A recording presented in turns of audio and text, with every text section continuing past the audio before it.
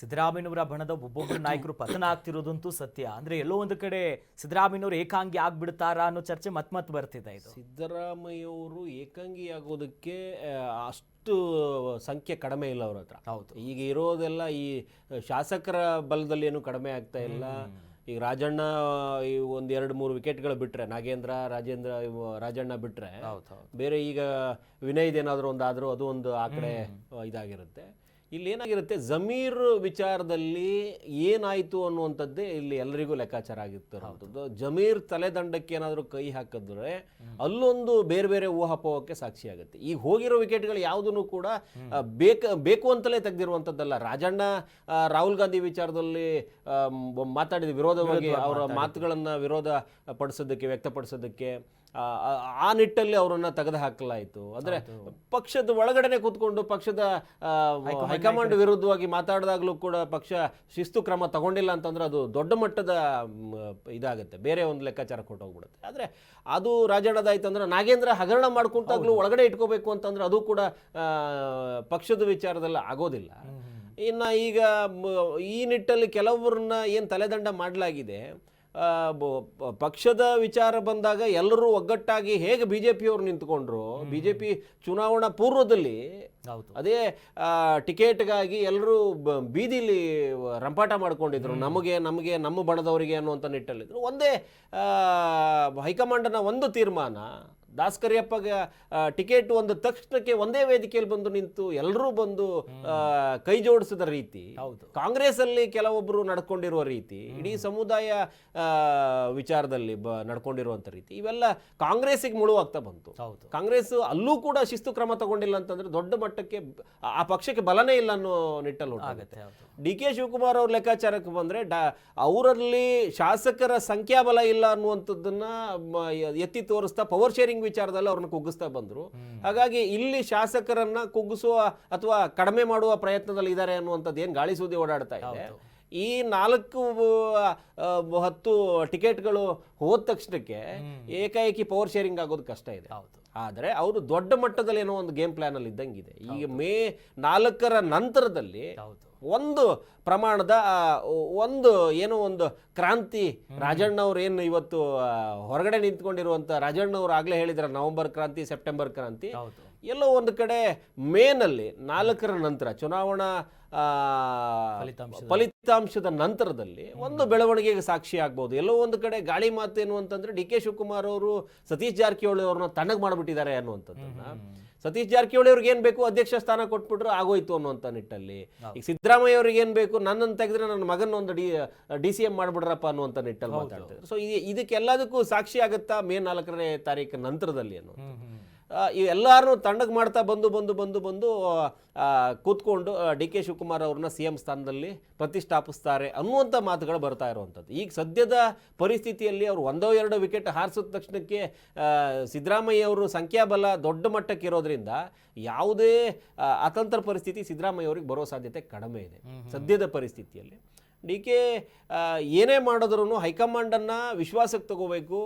ಇಲ್ಲಿರುವ ಸಿದ್ದರಾಮಯ್ಯವರ ಬಣದ ಪ್ರಮುಖರನ್ನ ತನ್ನ ವಿಶ್ವಾಸಕ್ಕೆ ತಗೊಂಡು ಅವರನ್ನ ಹಾದಿಗೆ ತಗೊಂಡು ಬರಬೇಕು. ನಾನು ಪ್ರಬಲವಾಗಿ ನಿಂತ್ಕೊಳ್ಳಬಲ್ಲೆ ನಿಮ್ಮ ಪರವಾಗಿ ಅನ್ನುವಂಥದ್ದನ್ನು ಮಾಡಬೇಕು. ಈ ನಿಟ್ಟಲ್ಲಿ ಕೆಲಸ ಆಗಬೇಕೇ ವಿನಃ ಈ ಸಣ್ಣ ಕಿಡಿ ಹೊತ್ತಿಸೋದಕ್ಕೆ DK ಶಿವಕುಮಾರ್ ರೆಡಿ ಇಲ್ಲ. ಯಾಕಂದ್ರೆ ಕಾದಿದ್ದೇ ಸಾಕಾಗೋಗಿದೆ, 3 ವರ್ಷ ಹತ್ತತ್ರ ಕಾದ್ಬಿಟ್ಟಿದ್ದಾರೆ. ಈಗ ಈ ಸಣ್ಣ ಪುಟ್ಟ ಗೇಮ್ ಎಲ್ಲ ಅವ್ರ ಕೈಯಲ್ಲಿ ಆಗೋದಿಲ್ಲ. ಹೊಡೆದ್ರೆ ಮಾಸ್ಟರ್ ಸ್ಟ್ರೋಕೆ ಹೊಡಿಬೇಕು, ಕೆಲವೇ ದಿನಗಳಲ್ಲಿ ಕೆಲಸ ಆಗಬೇಕು. ಈ ಚುನಾವಣೋತ್ತರದಲ್ಲಿ ಅಂದ್ರೆ 4ನೇ ತಾರೀಕಿನ ನಂತರದಲ್ಲಿ ಎಷ್ಟು ದಿನ ಇದೆಯೋ ಈ ವೀಕೆಂಡ್ ವಿತ್ತಲ್ಲಿ ಆಟ ಆಡಬೇಕು. ಆ ಶೋ ಬಂದ್ಬಿಡ್ತಾರೆ. ಆ ಶೋ ಅಲ್ಲಿ ಇವರೇ ನಾಯಕನಾಗಿ ನಿಂತ್ಕೋಬೇಕು ಅನ್ನುವಂಥದ್ದು DK ಶಿವಕುಮಾರ್ ತಂತ್ರಗಾರಿಕೆ ಅಂತ ಮೇಲ್ನೋಟಕ್ಕೆ ಕಾಣಿಸ್ತಾ ಇರೋದು. ರಾಜಕೀಯ ಪಂಡಿತರು ಕೂಡ ಅದನ್ನೇ ಮಾತಾಡ್ತಾ ಇದ್ದಾರೆ. ನೋಡೋಣ ಮೇ 4ನೇ ತಾರೀಕಿನ ನಂತರ ಗೊತ್ತಾಗುತ್ತೆ ಯಾರ ಬಲ ಕುಗ್ಗಿಸ್ತಾ ಇದ್ದಾರೆ ಅನ್ನುವಂಥದ್ದು. ಹಾಗಾಗಿ ಚೆಕ್ಮೇಟ್ ಅಂತೂ ಇಟ್ಟಿದ್ದಾರೆ. ಇನ್ನು ರಾಜ್ಯದಲ್ಲಿ ಬಿಸಿಲಿನ ಬೇಗೆ ಹೆಚ್ಚಾಗ್ತಿದೆ, ಗ್ರಾಮದಲ್ಲಿ ಕುಡಿಯೋದಕ್ಕೆ ನೀರಿನ ಸಮಸ್ಯೆ ಬರ್ತಿದೆ. ಆದ್ರೆ ನಮ್ಮ ರಾಜ್ಯದ ಮಂತ್ರಿಗಳೆಲ್ಲರೂ ಕೂಡ, ಅನೇಕ ಶಾಸಕರು, ಹಿರಿಯರೆಲ್ಲ 25ಕ್ಕೂ ಹೆಚ್ಚು ಶಾಸಕರು ದೆಹಲಿಗೆ ಹೋಗಿದ್ರು. ನಂತರದಲ್ಲಿ ಹೈಕಮಾಂಡ್ ನಾಯಕರು ಸಿಕ್ಕಿಲ್ಲ ಅಂತ ವಾಪಸ್ ಬಂದು ಅಯೋಧ್ಯೆಯಲ್ಲೆಲ್ಲ ಒಂದಿಷ್ಟು ಪ್ರವಾಸವನ್ನ ಕೈಗೊಂಡಿದ್ದಾರೆ. ಈ ವಿಚಾರವಾಗಿ ಹಿರಿಯ ನಾಯಕರಾಗಿರುವಂತಹ ಜಯಚಂದ್ರ ಅವರು ಮಾತನಾಡಿದ್ದಾರೆ. ನೋಡ್ಕೊಂಡ್ ಬರೋಣ. ನಮ್ಗೆ ಅತ್ಯಂತ ಸಂತೋಷ ಆಗಿರ್ತಕ್ಕಂಥದ್ದು ಅಂತಂದ್ರೆ ಅಯೋಧ್ಯೆಯಲ್ಲಿ ರಾಮನ ನೋಡಬೇಕು ಅಂತಕ್ಕಂಥ ನಮ್ಮ ಬಯಕೆ ಇತ್ತು. ಹಾಗಾಗಿ ಸುಮಾರು ಒಂದು 15 ಜನ ಶಾಸಕರನ್ನೆಲ್ಲರೂ ಕೂಡ ಇವತ್ತು ನಾವು ಅಯೋಧ್ಯೆಗೆ ಬಂದಿದ್ದೇವೆ. ರಾಮನ ಆಶೀರ್ವಾದವನ್ನು ತೆಗೆದುಕೊಳ್ಳಕ್ಕೆ ಬಂದಿದ್ದೇವೆ. ಮತ್ತು ಒಂದು ಸಂತೋಷ ಪಡ್ತಕ್ಕಂಥದ್ದು ಅಂದರೆ ರಾಮನ ವಿಗ್ರಹವನ್ನು ಕೆತ್ತಿದವರು, ನಿರ್ಮಾಣ ಮಾಡಿದವರು ಅದು ಮೈಸೂರಿನ ಅರುಣ್ ಯೋಗಿರಾಜ್ ನಿರ್ಮಾಣ ಮಾಡಿರ್ತಕ್ಕಂಥದ್ದು. ಅದು ಒಂದು ನಮ್ಗೆ ಖುಷಿ ತಂದಿರ್ತಕ್ಕಂಥದ್ದು, ಸಂತೋಷ ತಂದಿರ್ತಕ್ಕಂಥದ್ದು. ಅದು ಕರ್ನಾಟಕ ಅಂದರೆ ಹನುಮಂತನ ಜಾಗ. ಇವತ್ತು ಕಾಂಗ್ರೆಸ್ ನಾಯಕರ ಈ ಪ್ರವಾಸ ನಂಗೊಂದ್ ರೀತಿ ಶಾಕಿಂಗ್ ಅನ್ಸಿಲ್ಲ ಸರ್. ಕಾರಣ ಒಂದೇ, IPL ಟಿಕೆಟಿಗೋಸ್ಕರ ಪ್ರಕರಣ ಮಾಸೋ ಮುನ್ನವೇ ಅವರು ಬಹಿರಂಗವಾಗಿ ಕೇಳಿದವ್ರು ಟಿಕೆಟ್ ಕೊಡಿ ಅಂತ ಅಂಗಲಾಚ್ದವ್ರು. ಇನ್ನು ಈ ಪ್ರವಾಸ ಎಲ್ಲ ಇವ್ರಿಗೊಂದು ಮ್ಯಾಟ್ರ್ ಆಗುತ್ತೆ. ಪ್ರವಾಸ ಅವ್ರು ಹೋಗಿರೋ ಮ್ಯಾಟ್ರ್ ಏನು, ಸಚಿವ ಸ್ಥಾನದ ಆಕಾಂಕ್ಷಿಗಳಾಗಿ ಅಲ್ಲಿ ಡೆಲ್ಲಿಯಲ್ಲಿ ಕೂತ್ಕೊಂಡಿದ್ರು. ವಿಶೇಷ ಏನಂತಂದ್ರೆ TB ಜಯಚಂದ್ರ ಅವ್ರ ಮಾತಿನ ಪ್ರಕಾರ ರಾಮನನ್ನು ನೋಡೋಕೆ ಹೋದ್ವಿ ಅನ್ನುವಂಥದ್ದು. ಕಾಂಗ್ರೆಸ್ ಶಾಸಕರು ರಾಮನ ಹೆಸರು ಹೇಳೋದೇ ಒಂದು ಪುಣ್ಯ ಇವತ್ತು. ಇದಕ್ಕೆ ಬಿಜೆಪಿಗರಿಗೆ ದತ್ತು ತಗೊಂಡ್ಬಿಟ್ಟಿದ್ದಾರೆ. ಅವರು ರಾಮ ಅಯೋಧ್ಯೆ ಎಲ್ಲ ಅವ್ರದ್ದೇ ಸ್ವತ್ತು ಅನ್ನೋ ನಿಟ್ಟಲ್ಲಿ ಇವರು ಅವ್ರನ್ನ ಹೊರಸ್ತಾ ಇದ್ರಲ್ಲ. ಯಾರೋ ಒಬ್ಬ ಅಯೋಧ್ಯೆಗೆ ಬರಬೇಕಾಗಿತ್ತು, ರಾಮನ್ ನೋಡಬೇಕಾಗಿತ್ತು, ರಾಮನ್ ಕೆತ್ತದವರು ಕರ್ನಾಟಕದವರು ಅನ್ನುವಂಥದ್ದು ತುಂಬಾ ಒಂದು ಒಳ್ಳೆ ಬೆಳವಣಿಗೆ.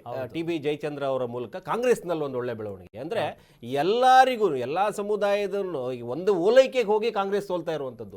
ಇದೇ ನಿಟ್ಟಲ್ಲಿ ಇವ್ರು ಕಾಂಗ್ರೆಸ್ ಅನ್ನ ಒಂದಷ್ಟು ಶಾಸಕರು ಕೆಲಸ ಮಾಡಿದ್ರೆ, ಅಯೋಧ್ಯೆ ರಾಮ ನಮಗೂ ಸಂಬಂಧಪಟ್ಟವರು ಅನ್ನುವಂತ ನಿಟ್ಟಲ್ಲಿ ಯೋಚನೆ ಮಾಡಿದ್ರೆ ಬಿಜೆಪಿಗೆ ಭಯ ಬಂದ್ಬಿಡುತ್ತೆ. ಯಾಕಂದ್ರೆ ಹಿಂದುತ್ವ ರಾಮ ಅಂದ್ಕೊಂಡೇ ಅಧಿಕಾರಕ್ಕೆ ಬಂದು ಅವ್ರಿಗೆ ಒಂದಷ್ಟು ಬೆಣ್ಣೆ ಮೆತ್ಕೊಂಡು ಕೂತ್ಕೊಂಡು ಒಳಗೊಳಗೆ ಬೇರೆ ಬೇರೆ ಕೆಲಸ ಮಾಡುವಂಥವ್ರಿಗೆ, ಬಿಜೆಪಿಗರಿಗೆ ಕೆಲವರಿಗೆ ಭಯ ಬಂದುಬಿಡುತ್ತೆ.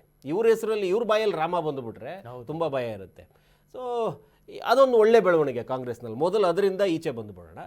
ನಂತರದಲ್ಲಿ ಇವ್ರು ಏನು ಇವತ್ತು ಬಿಸಿಲ ಬೇಗೆ, ನೀರಿಗೆ ಹಾಹಾಕಾರ, ಇಂಥ ಸಮಯಕ್ಕೆ ಹಿರಿಯ ಶಾಸಕರು ಅಲ್ಲೋ ಕೂತ್ಕೊಂಡಿದ್ದಾರೆ ಅಂತಂದ್ರೆ ಅವರು ಕೇಳೋದೊಂದೇ, ಸಚಿವನಾದರೆ ನಮ್ಮ ಕ್ಷೇತ್ರಕ್ಕೆ ಇನ್ನೊಂದಷ್ಟು ತಂದು ಬಿಡ್ತೀವಿ ಅನ್ನುವಂಥ ನಿಟ್ಟಲ್ಲಿ ಆಶ್ವಾಸನೆ ಕೊಡ್ತಾರೆ. ಈಗಲೂ ಕೇಳಿ ಅವ್ರ ಹತ್ರ, ನಮಗೆ ಅಧಿಕಾರ ಬಂದರೆ ಕೇವಲ ಶಾಸಕನಾಗಿದ್ದರೆ ನನಗೆ ಇವತ್ತು ಏನೂ ಸಿಗೋದಿಲ್ಲ, ಆದರೆ ಸಚಿವನಾದಾಗ ನನಗೊಂದಷ್ಟು ಇನ್ನೊಂದಷ್ಟು ಅಧಿಕಾರ ಸಿಗುತ್ತೆ, ನಾನು ನಮ್ಮ ಕ್ಷೇತ್ರವಾರು ಮತ್ತೊಂದಷ್ಟು ಏನೋ ಮಾಡಿಬಿಡ್ತೀನಿ ಅನ್ನುವಂಥ ನಿಟ್ಟಲ್ಲಿ ಮಾತಾಡ್ತಾರೆ. ಅದಕ್ಕೊಂದು ಆಶ್ವಾಸನೆ ಕೊಡಿದ್ರೆ, ಅದಕ್ಕೆ ಈ ರಾಜಕಾರಣಿಗಳಿಗೇನು ಆಶ್ವಾಸನೆ ಕೊಡೋದನ್ನು ಹೊಸದಲ್ಲ. ಆ ನಿಟ್ಟಲ್ಲಿ ಯೋಚನೆ ಮಾಡಿದ್ರೆ ದೆಹಲಿಯಲ್ಲಿ ಕೂತ್ಕೊಂಡಿದ್ದಾರೆ. ಇವ್ರು ಹೇಳ್ದೆ ಕೇಳದೆ ಹೋಗಿ ಕೂತ್ಕೊಂಡಾಗ ಅವರಿಗೆ ಭೇಟಿಗೆ ಅವಕಾಶ ಕೊಡೋದಕ್ಕೆ ಹೈಕಮಾಂಡ್ ಏನು ಇವ್ರು ಕಾಯ್ಕೊಂಡು ಕೂತ್ಕೊಂಡಿರುತ್ತೆ. ಇವರು ಸಮಯ ಬಂತು ಎದ್ಕೊಂಡು ಹೋಗಿ ಕೂತ್ಕೊಂಡೆ ಅಂತಂದ್ರೆ ಇವ್ರಿಗೆ ಸಿಗೋದಕ್ಕೆ ಅವ್ರು ತಯಾರಿಲ್ಲ. ಯಾಕಂತಂದ್ರೆ ಇದು ತುಂಬ ಜಟಿಲವಾದ ಪ್ರಶ್ನೆ. ಸಮಯ ಸಂದರ್ಭ ನೋಡಿಕೊಂಡು ಇವಾಗ ಹೈಕಮಾಂಡು ವಿಚಾರ ಮಾಡಬೇಕಾಗಿದೆ. ಇದರಲ್ಲಿ ಯಾರು ಪ್ಲೇ ಮಾಡ್ತಾ ಇದ್ದಾರೋ, ಇವನ್ ಸಿದ್ದರಾಮಯ್ಯ ಅವ್ರ ವಿಚಾರದಲ್ಲೇ ಬರ್ತಾ ಇರುವಂಥದ್ದು. ಸಚಿವ ಸಂಪುಟ ಪುನರ್ರಚನೆಯನ್ನ ಮುಂದೆ ತಂದಿಟ್ಟಿರೋದೇ ಸಿದ್ದರಾಮಯ್ಯ ಅವರ ಬಣ ಅನ್ನುವಂಥ ನಿಟ್ಟಲ್ಲಿ. ಯಾಕಂದ್ರೆ ಎಲ್ಲ ಹೋಗಿರೋರು ಹೆಚ್ಚು ಕಡಿಮೆ ಅವರ ಬಣದವರೇ ಹೋಗಿ ಕೂತ್ಕೊಂಡಿರುವಂಥದ್ದು. ಸಚಿವ ಸಂಪುಟದ ಪುನರ್ರಚನೆಯನ್ನ ಮುಂದೆ ತಂದಿಟ್ಟುಕೊಂಡು ಪವರ್ ಶೇರಿಂಗ್ ಅನ್ನ ಹಿಂದೆ ತಳ್ಳುವಂಥ ಪ್ರಯತ್ನಕ್ಕೆ ಏನಾದರೂ ಸಿದ್ದರಾಮಯ್ಯ ಆ್ಯಂಡ್ ಬಣ ಪ್ರಯತ್ನಿಸ್ತಾ ಇದೆಯಾ ಅನ್ನುವಂಥದ್ದು. ಇಲ್ಲದೇ ಇದ್ರೆ ಮುಖ್ಯಮಂತ್ರಿಗಳ ಆದಿಯಾಗಿ ಯಾರೂ ಕೂಡ ಮಾತಾಡ್ತಾ ಇಲ್ಲ, ಅವ್ರು ಕೇಳೋದ್ರಲ್ಲಿ ತಪ್ಪಿಲ್ಲ ಅನ್ನುವಂಥ ನಿಟ್ಟಲ್ಲಿ ಪರಮೇಶ್ವರ್ ಅಂತವರು ಹೇಳ್ತಾರೆ. ಹಾಗಾಗಿ ಎಲ್ಲೋ ಒಂದು ಕಡೆ ಇದು ಗೇಮ್ ಪ್ಲಾನರ್ ಯಾರೋ ಇಲ್ಲೇ ಒಳಗಡೆನೆ ಓಡಾಡ್ತಾ ಇದ್ದಾರೆ. ಹಿರಿಯರು ಹೋಗಲ್ಲಿ ಕೂತ್ಕೊಂಡಿದ್ದಾರೆ, ಆದರೆ ಆಟಗಾರ ಅಲ್ಲಿದ್ದಾನೆ, ಆಟ ಆಡಿಸೋನು ಇಲ್ಲಿದ್ದಾರೆ ಅಂತ. ಮೆಂಟರ್ ಎಲ್ಲೋ ಒಂದು ಕಡೆ ಇಲ್ಲೇ ಕೂತ್ಕೊಂಡಾಗಿದ್ದಾರೆ, ಕೋಚ್ ಇಲ್ಲೇ ಇದ್ದಂಗಿದ್ದಾರೆ. ವಿಚಾರಕ್ಕೆ ಹೋದ್ರೆ ಈಗ ತುಂಬ ಮಾತಾಡುವಂಥ ಕಾಲ, ತುಂಬ ಮಾತಾಡುವಂಥ ಕಾಲ. ಇನ್ನು ಕೆಲವೇ ದಿನಗಳಲ್ಲಿ ಇವತ್ತೇನು ಸಿಲಿಂಡರ್ಗೆ ಅಭಾವ, ಇನ್ನೊಂದಕ್ಕೆ ಅಭಾವ, ಮತ್ತೊಂದಕ್ಕೆ ಹಾಹಾಕಾರ ಅಂತ ಏನು ನೋಡ್ತಾ ಇದ್ದೀವಿ. ಕುಡಿಯೋ ನೀರಿಗೆ ತತ್ವಾರ ಬಂದ್ಬಿಡುತ್ತೆ, ಹಾಹಾಕಾರ ಎದುರಾಗುತ್ತೆ. ಸೊ ಈ ನಿಟ್ಟಲ್ಲಿ ಇವ್ರು ಮಾಡ್ತಾ ಇರುವಂಥದ್ದು, ಇವರು ಅಧಿಕಾರಕ್ಕೋಸ್ಕರ ಎಲ್ಲವನ್ನೂ ಬಿಟ್ಟು ಅಲ್ಲಿ ಹೋಗಿ ಕೂತ್ಕೊಂಡಿರುವಂಥದ್ದು ಇಲ್ಲೊಂದು ಕಡೆ ನಾಚಿಕೆಗೇಡಿನ ಸಂಗತಿ. ಇವರಿಗೆ ಚಿಮಾರಿ ಹಾಕಬೇಕು, ಇವರನ್ನ ಆಯ್ಕೆ ಮಾಡೋದಲ್ಲ ಅನ್ನೋಂಥ ನಿಟ್ಟಲ್ಲಿ. ಬಟ್ ಅವರಿಂದ ಬರೋ ಉತ್ತರಕ್ಕೆ ಹೌದೇನೋ ಅನ್ಸೋ ನಿಟ್ಟಲ್ಲಿ ಮಾತುಕತೆ ಆಗುತ್ತೆ. ಯಾಕಂತಂದರೆ ನಿಮ್ಮ ಕ್ಷೇತ್ರ ಅಪ್ಪ, ನೀವು ನನ್ನನ್ನು ಗೆಲ್ಸಿದ್ರಿ, 2-3 ಸರಿ ಆಯ್ಕೆ ಮಾಡಿದಿರಿ, ನಿಮಗೋಸ್ಕರ ನಾನು ಸಚಿವನಾಗಬೇಕು ಅಂತ ಅಲ್ಲಿ ಹೋಗಿದ್ದು ಅಂತಂದ್ರೆ ಏನು ಮಾಡ್ತಾನೆ ಮತದಾರ? ದ್ವಂದ್ವಕ್ಕೆ ಬಿದ್ದು ಬಿಡ್ತಾನೆ. ಹೌದಲ್ವಾ? ನಮ್ಮ ಗುರುಗಳು ಹೋಗಿದ್ದು ಅದಕ್ಕಲ್ವಾ, ಅವ್ರಿಗೋಸ್ಕರ ಹೋದ್ರ ಏನೋ ಅನ್ನೋದು. ಆ ದ್ವಂದ್ವಕ್ಕೆ ತಳ್ಳೋದಕ್ಕೆ ಏನು ರಾಜಕೀಯದಲ್ಲಿ ಏನು ಹೊಸದಾಗಿ ಏನು ಆಟ ಆಡಬೇಕಾಗಿಲ್ಲ. ಹಳೇದು ಯಾವುದಾದ್ರೂ ಒಂದು ಬಿಟ್ರು ಮತದಾರ ಅದನ್ನು ಒಪ್ಕೊಂಡ್ಬಿಟ್ಟು ನಮ್ಮ ಗುರುಗಳು ಹೋಗಿದ್ದು ಅದಕ್ಕೆ ಅಂತ ನಿಟ್ಟಲ್ಲಿ ಬರ್ತಾರೆ. ನಾವು ಎಷ್ಟೇ ಬುಡದಾಡಿದ್ರು ಮತ್ತೆ ಹೋಗಿ ನಿಂತ್ಕೊಳ್ಳೋದು ಆ ಮತದಾರ, ಮತ್ತೆ ಮತದಾರ ಹಾಕಿರುವಂಥ ಓಟನ್ನ ಮೂಲಕ ಗೆದ್ದು ಬಂದಿರುವಂಥ ವ್ಯಕ್ತಿ. ಅವರಿಬ್ಬರು ಸಂಬಂಧದ ನಡುವೆ ಆ ಭಕ್ತಿಯ ನಡುವೆ ನಾವು ತಿಕ್ಕಾಟಕ್ಕೆ ಹೋಗುವಂಥದ್ದು ಸಮಂಜಸ ಅಲ್ಲ. ಅವರವರೇ ನೋಡ್ಕೊಂಡ್ಬಿಡ್ಲಿ ಅಂತ. Yes, Karnataka news beat follow ಮಾಡಿ, ಸಬ್ಸ್ಕ್ರೈಬ್ ಮಾಡಿ.